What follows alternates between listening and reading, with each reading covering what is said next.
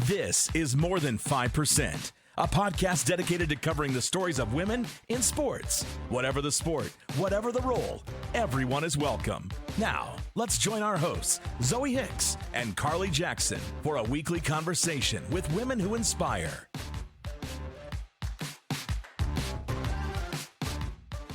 Hello, everyone. Welcome back to More Than 5%, a podcast where we want to continue the conversations and the coverage of women in sport. Today, we're going to just jump right into getting to know both of us.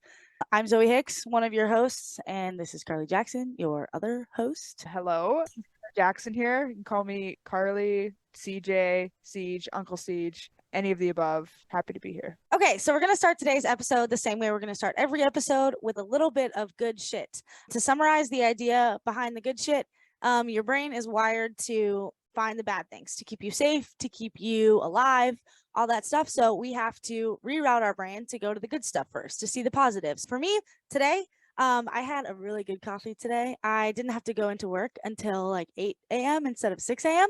So I picked up a coffee on my way to work, and it was delicious. Nice. So at the time of this recording, I actually just had my first, official team full regular practice with the Toronto Six. We had our first practice and lift today as a team, and it was freaking awesome. Loved it. Just the vibes are great. The boys, the girls, we're all buzzing. Just having a really good time. You having a great time meeting everybody, just being a part of it, getting started. Just want games to start desperately, but preseason just has to happen, and it's been amazing so far. So go Six. Go Six, baby. Go Six. Oh, and I watched the Blue Jays game today. That was pretty sweet. Go Jays. Go baseball. Go Dodgers, but go baseball.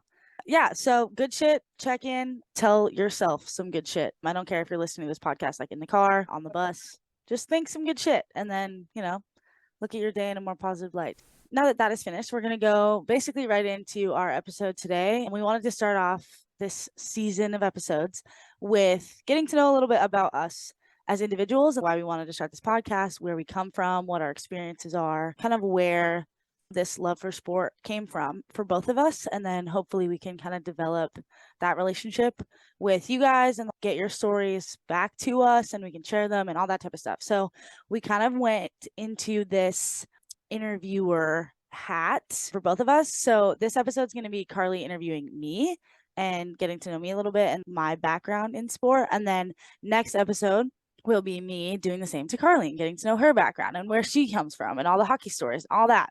Yeah, let's just get to work and, let me talk about me. Yeah. So just to be clear, this episode is all about Zoe Hicks. Don't you forget it. This is a Zoe Hicks episode, everyone. Buckle up. Let's go. All right. Okay. So Zoe Hicks, tell us who you are. Tell us where you come from. Tell us a little bit about yourself. Okay, so my name is Zoe Elizabeth Faith Hicks. I am 24.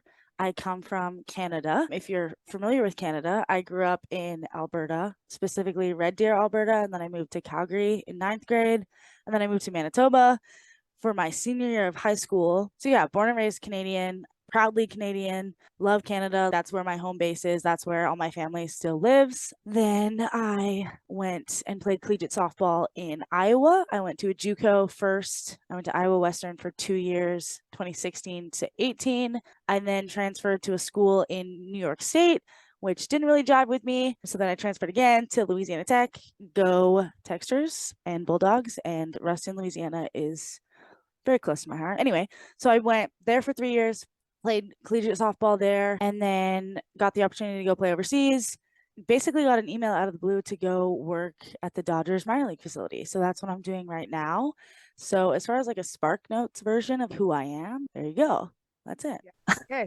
So you have a very rich history in your softball, baseball experience, and tell us about how that incorporates into what you're doing now. So I played college softball for 5 years. The COVID year kind of gave me an extra to go back and finish out my eligibility. So played 5 years of softball, got really obsessed with the game. I would say like my specific game. I watched a lot of film. I watched a lot of swing video, learned what optimal movement was and how kind of that related to what I needed to do in the box. So I would say my obsession started with the offensive side of softball. So hitting, that was kind of like my jam. And then I wanted to get more involved in coaching in general. So I applied for an MLB program. Because of the pandemic, it was online. So it was all seminars and stuff through Zoom through the MLB. And so when they accepted me into that program, you have to put in your resume, your background, your experience, what you want to do in baseball. I went through that. I got accepted. I did all those meetings. And then about a year later, I got a random email from the Dodgers to work with their minor league program. So right now, my day-to-day, my official title is Baseball Technology Associate. So I work with the TrackMan system, the Hawkeye system, virtual reality headset stuff, baseball analytics stuff. If you're not that familiar with baseball and minor league baseball, they're just data analytic collection platforms. So, what the pitcher's movement looks like, what the hitter's velocity is when the ball comes off their bat, like that type of stuff gets sent to my program, and then I kind of filter it out and work with it from there. I'm based in Arizona at the complex. I've been really fortunate with the Dodgers because they want to mentor you into where you want to be. So, for me, I want to be a coach, and I've always kind of wanted to be in coaching, whether that's softball or baseball. So I kind of told them, I said, yeah, I want to be a hitting coach. And they were like, okay, cool. How can we help with that? How can we help you get to where you want to be as far as that goes? So I've been on the field, I've been in the dugout, I've been talking to the hitting coaches that we have, picking their brains and stuff. So yeah, right now it's just me getting my job done and figuring out where I want to move on to next. Okay, awesome. Very exciting. Go Dodgers. Go Dodgers. Absolutely. Go Dodgers. Okay, so tell us more about why you do what you do. So you're involved in minor league baseball. You're essentially learning and getting the experience to become a hitting coach one day. You're right in the thick of it in terms of being a strong female in a male-dominated sport. So why do you do that? Is it just your love for the sport? Is it your representation? What gets you out of bed in the morning? Tell us what you think. Yeah, I think that's a really interesting question and a really detailed question, because for me, I never kind of expected this route to be where I would go. I kind of saw myself, play college softball, coach college softball, that kind of be my life and that be it. And I was okay with that. But when, the Dodgers email you out of the blue, you definitely replied to the damn email. So I did. And then for me now, it boils down to taking up space. Like, I want to get here. I want to do a great job. I want to, do a good enough job that they want to continue hiring people that come from places that I come from, right? They look at not just people who've played professional baseball, played college baseball, but played college softball, played professional softball, come from a softball background. And so I think for me, it's just like taking up space, being someone who, has a voice in the room, has a seat at the table, like making sure that I am being, the best representation of myself, just because I think that's really important to me, but it's also really important. People before me did that. People that, the women that came before me did that. So I have to continue to do that and say, yeah, like, I'm going to continue to be here, and I'm going to continue to push the limits, and I'm going to continue to ask the questions of why do we do it this way, or why, are things set up this way, kind of coming from a different perspective, women's eyes. It's different looking at it from my experiences versus someone who played, 10 years in the big leagues, or someone who, came from the data analytics side straight out of college, just like a different viewpoint. So yeah, for me, it's just taking up space, even when I don't want to show up, even when there's the days that are a little uncomfortable, or the situations where, I don't really know what the right thing to do is, just being there and like figuring it out. So then the person coming behind me doesn't have to, it's just there. They just do it. Of course. Yeah. And I'm sure, you bring a lot to the table as a coach, with your unique experience. So from your experience, what do you think you might bring to the table that might be different from, say, a typical minor league coach who may have played in minor leagues or gone through the college system playing baseball? Like, your journey is different from theirs, which would give you different skill sets. What do you think that your experience can bring to the table that's different from everybody else? Yeah, I think the biggest thing for me is that, like, I was never the most athletic kid. I was never looked at as someone like, oh, she's going to go places with sports. That was never my thing. I was kind of just involved in sports. I remember in school, I did volleyball, basketball, track, softball, and I was just kind of there. I was never a star at anything. And then once I kind of zoned in on softball being my thing, I was already 16. So, I was pretty late in the whole recruiting thing and the whole like college softball thing. So late to the party on that one, got an opportunity to go JUCO, and then worked my tail off. I'm not going to sugarcoat that at all. Like, JUCO is what you put into it. My freshman year, I put in exactly what was asked of me: practice, games, worked my butt off in the gym, all that type of stuff. And I was painfully average. Like, I was very much middle of the pack on my middle of the pack team in a middle of the pack conference. I didn't do anything special. So between my freshman and sophomore year, I decided I don't want to be that anymore. I don't want to be average anymore. And that was the same summer that I went to the World Championships with the junior national team for Canada. And it was very much the same thing. I was average on that team. I was like in the lineup some days, not in the lineup other days. I was never that person that was like, okay, this is our all-star. She's going to get the job done. And so my sophomore year of college, I was like, I'm going to be that person. So I worked my booty off. I bought a gym membership. I ate really well. I worked with my coach every single day at 9 a.m. We'd hit for an hour. And with JUCO, it's a little different because there's less rules and he's allowed to do that. There's no time constraints. So anyway, so he, sacrificed that time for me. And I ended up being an All-American at my JUCO. I got Division I scholarship offers to go play elsewhere. But that was very much because I put the work in, not because I was that person. So I think that experience in itself really taught me a lot of if you want to be something, if you want to attain a goal, find a way to make a plan and get it done. And I think that's super applicable to the guys that we have here. We have younger guys that are prospects that are maybe undersized or just young or whatever, and we give them all the resources that they need to be successful and to make it to the big leagues. How can they push the boundary? How can they be like, hey, I need some extra work this day, or I need this type of strength training program? We have all the resources. So it's just the guys that are going to take it and run with it rather than take it and be okay with what they have. So I think, that's what I bring to the table is, I was never the all-star. So 95% of our program are not the top 100 prospects in the MLB. They're guys that are, have the opportunity to be great and have the skill set to be great and have scouts see something in them, but maybe just need the little push to get that done. And I think that's kind of where I come in of you got this, what can we do to be better? How can we elevate this? I think that honestly, I really think that speaks a lot of volumes to who you are.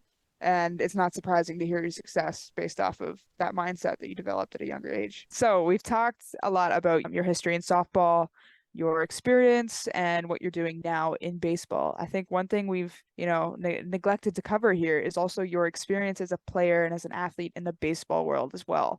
So can you tell us a bit about your journey and where you are now in your baseball career, not just as a coach, but as an athlete?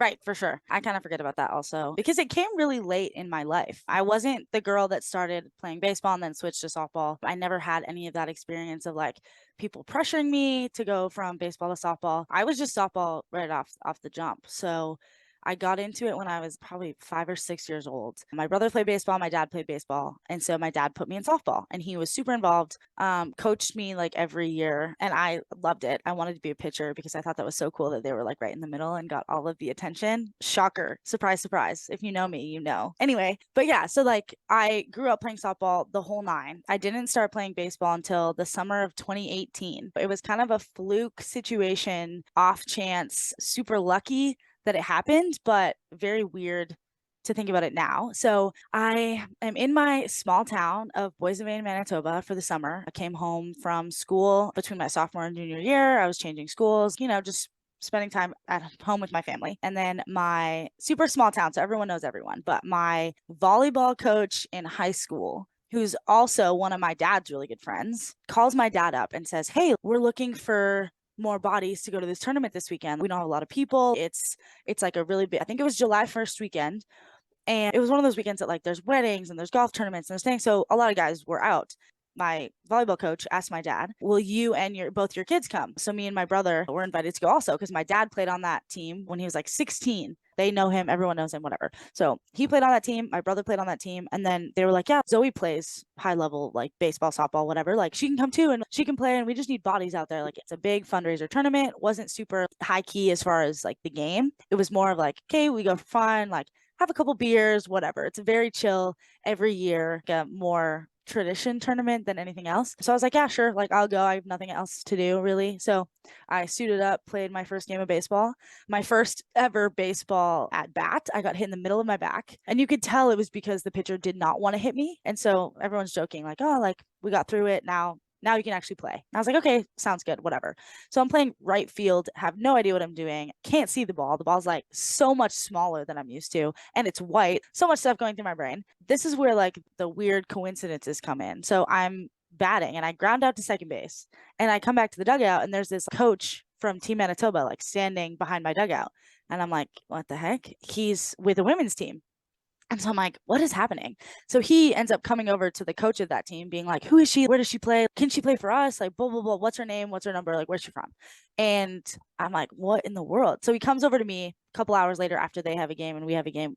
He like comes over and chats with me. He's like, where do you play baseball? I'm like, I do not. I play softball and I always have. He's like, oh, well, do you want to come try out for the provincial team? Sure, why not? More time on the diamond sounds good to me. I love softball, so baseball sounds great. So I went out that summer, made the provincial team, ended up playing at nationals that year. I ended up doing really well for my first nationals. I think I ended up getting like batter of the tournament or something. So I was like, this baseball thing is super fun. I love it. And then I was also the oldest of the age group. So I was probably like playing against 16-year-olds as like a 19-year-old being like, this is so fun, no big, whatever. And so, yeah, so I ended up playing Team Manitoba that summer and then the next summer as well. And then COVID canceled everything the summer after that, as well as 2021. So not really much baseball going on there. For me, once I graduated college, I didn't really have that much to do as far as like baseball or softball. So I reached out to a collegiate men's summer ball team to play that summer after I graduated. We originally were supposed to be really close to my hometown, but because of COVID, we ended up moving it to Grand Forks, North Dakota. But I played with the Wheat City Whiskey Jacks. I was the only woman to play in that league. So I played collegiate men's summer ball for a summer, which was a very interesting experience. And I'm sure we'll get into it at some point. But yeah, so that was another kind of baseball thing that pushed me to work in baseball specifically more than softball. And then I switched back when I went overseas to play in the Netherlands. And then coming back over to baseball to work with the Dodgers. And then this past summer, I made the Canadian women's national team for baseball. So looks like baseball is going to be the thing that keeps me a little bit longer. No more softball opportunities as far as this goes, just with work and everything. So I think kind of baseball is going to be where I hang my hat for a little bit. Okay, very nice and very impressive. Thank you. For Team Canada in any sport at any level, let alone the senior women's national baseball team. Very well done. Thank you. Amazing and very exciting. Thank you. Well, okay, so we've talked about your experience, what you're doing now. We would love to hear your thoughts on, the importance of doing this podcast and what it means to you. Absolutely. Absolutely. I am a very passionate person when it comes to women in sport, when it comes to, opportunities and how women are treated in sports. I'm a huge fan of Megan Rapinoe and the whole equal pay with U.S. national team soccer. I have her tattoo on my arm because I love her so much. Anyway, so yeah, that's always been something that's like really near and dear to my heart because, I grew up being an athlete. I grew up like loving sports and, from when you're a little kid being made fun of because you're not girly enough on the playground, or you're a grown woman working in a male dominated industry and people say like attaboy all the time and think nothing of it. I think the biggest thing with this podcast is just like drawing attention to women's sports and not having the assumption be that everything around sports is male sports. I think that kind of assumption and the otherness is a huge problem. And I really enjoy that the NCAA has noticed that with the March Madness and how everything is being marketed for that. So yeah, just continuing to push things like that into the forefront to say this is not okay and we have to change this. The treatment of women in sport and the treatment of, just not having them around. So I just think the podcast is a place for us, however small we are, like two little Canadians, like pushing our way in professional sports, just to have a voice of, someone who's like cheering women on and clapping for them behind the scenes and asking to hear their stories, not just about being a woman in a male dominated industry, but like just their experience in sport, period. You know what I mean? You think they sit down with LeBron James and be like, what's it like being a man in sport? Absolutely not. So I think just talking about their experience in sport, talking about their experience in life, just to kind of continue the conversation and to like push the narrative. But yeah. Okay. So side note here, you mentioned earlier that at your facility, it's very common to just say, oh, attaboy, maybe to you, maybe to whoever. What do you think might happen if you just threw out an attagirl? Oh my God. People look at me like I'm insane. I do that. Sometimes I do that. I'm like, like the TikTok sounds of like, oh, go girl, like get it girl, like whatever. I'll do that all the time. And people will give me the side eye. But if you walk into a room and you say, hey guys, nobody's going to say anything. Right. So the double standard of it all is, I think, what's so frustrating, right? Like it's not the same. You know what I mean? Like when you're like, oh, it's a female basketball game, nobody looks at you. But if you're like, oh, it's a men's basketball game, they're like, oh, why did you say that? That's what I want to do away with. Is Right. like, does it need to be othered? Does it need to be specified? And if it does, specify it for both. Why is it assumed that it has to be like, oh, it's the basketball and then the other, or the baseball and then the women's? It doesn't have to be that way. I should do that more often. Just be like, sup, girl? Hey, girl. Really funny. Like, instead of being like, hey, guys, in a meeting, be like, sup, ladies? How we doing? How's everybody doing? Like, I think that'd be hilarious. I think it's great. I think it's just like calling out what is happening. And you know what, the thing that could happen with something like that is that it just normalizes it, right? So, you know, the first time a group of guys might hear that and be like, what the hell is my coach saying? Like, that's weird or that's different or whatever. But it's an instant, it's a moment of something different, and getting them just even a little bit more used to it not being men, women, right? Maybe whatever. a little more used to like being more inclusive. Being like, more inclusive. Hey, everyone, what's up, teammates? Like, and being more inclusive of gender identities, and just being in those small comments, or maybe it's a silly comment, those things make a difference. So absolutely. I think that would be really interesting to the result of a situation like that. Right. No, absolutely. Absolutely. All right. So if we have any fans listening today for the first time who maybe have never followed sports, men's or women's, what would be your advice to engage in the athletic community? I think with the age of social media, I would say find someone or a team and follow them on social media. Like, people are all over Instagram, TikTok, Twitter. I just started being involved in the WNBA. I never watched it before, whether it was like because I was busy. I never watched basketball, period. I wasn't a huge basketball fan when I played it, so I just assumed watching it would also be terrible, but it's not, in case anyone was wondering. But no, I just started getting into it, and so I live in Phoenix, so I went to a Phoenix Mercury game, and I was like, oh my God, this is awesome. I love this. So I immediately went and followed 3 of the players on TikTok, and I was like, they are super active on TikTok. This is so much fun.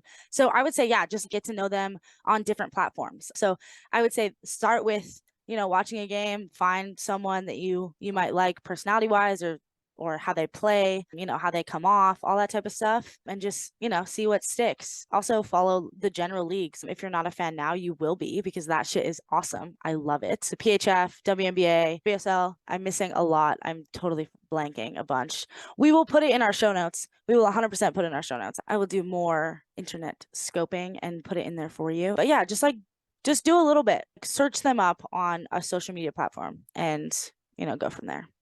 Some great advice. Great advice, folks, for those at home. It's free advice. Free advice. All right. Okay. So we've talked a lot about your experience, getting a little bit more into your athletic experience. What is your favorite part about being an athlete and about playing your sport? Yeah, the biggest thing for me is just like finding ways to get better, finding ways to have those advantages. I think that failure is a really big teacher. So like in college, I was terrible at hitting the outside pitch. So I was like, okay, I'm going to have to get better at that, or I'm going to continue being super frustrated in game when that situation arises. So I think that's one thing that I'll take away from sport is like, if you have a problem, find a solution for it and work on that solution so that it's not a problem anymore. So for me, like, it's just finding a way to be a competitor, not in those moments, but like leading up to those moments. Do the work before the moment, so then you can just win the moment and it be no big deal. Nice. Okay, awesome. So that being said, tell us about your strongest skill set as an athlete. So is it your speed? Is it your hitting ability? Is it your mindset? Is it your hands? Is it your ability to steal bases? Things like that. Tell us what it is and how you developed it.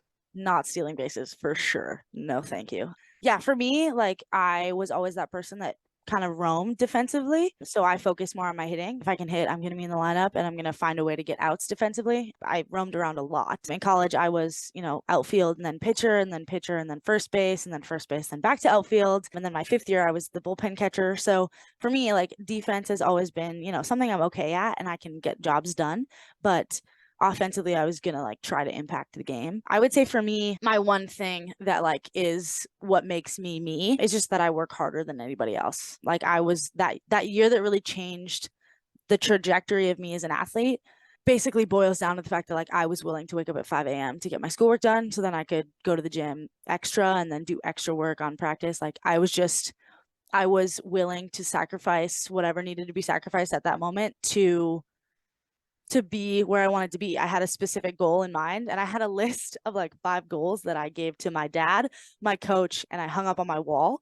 And it was one of those things where I was like, I ticked off every single one by the end of that year. But yeah, it just boils down to like, are you willing to work harder than everybody else? Yes, it's working smarter. Yes, it's recovery, all that stuff. But, will you take the time to say, okay, today is going to be a recovery day. I'm going to do this, this, and this. Or, I have the opportunity to go out and drink with my friends, but, tomorrow's a big workout. You have to make those decisions and you have to figure out what's important to you. But yeah, I think just prioritizing like, this is what I want to do. This is who I want to be. And I just worked to get there. I thought I knew what hard work was showing up to college. And then my first year of college showed me that I did not. I had no idea. So, you don't know hard work until you work hard is kind of something that I've been told. So yeah, I think just like basically, regardless of what happens on the field, off the field, like my ability to find a goal and work towards that goal and like put my all into that goal is something that I remember from athletics and I will, keep pushing for in life. Well, it's no surprise that you found so much success so far. And I'm excited to see what happens. I'm excited to see, what you do and where your career continues to develop. Me too. Now that we've broken the ice, we're going to get into the hard-hitting questions here. A bit quicker, a little bit shorter, a little bit straight to the point. And we're just really going to dive in deep to get to know you here. So, first question I have here for you is, you're going to a jersey-themed party or event. Whose jersey are you wearing and why? Would it be bad to say my own? No. So, no, when I first started with the Dodgers, sorry, this is not going to be quick. When I first started with the Dodgers, they were like, yeah, you're going to work with baseball technology. And I was like, okay, cool. And then I kind of weaseled my way into like being on field. And now I'm like coaching first base and I'm working kind of in more of a mentorship role to be a coach. And so I got an entire set of custom uniform.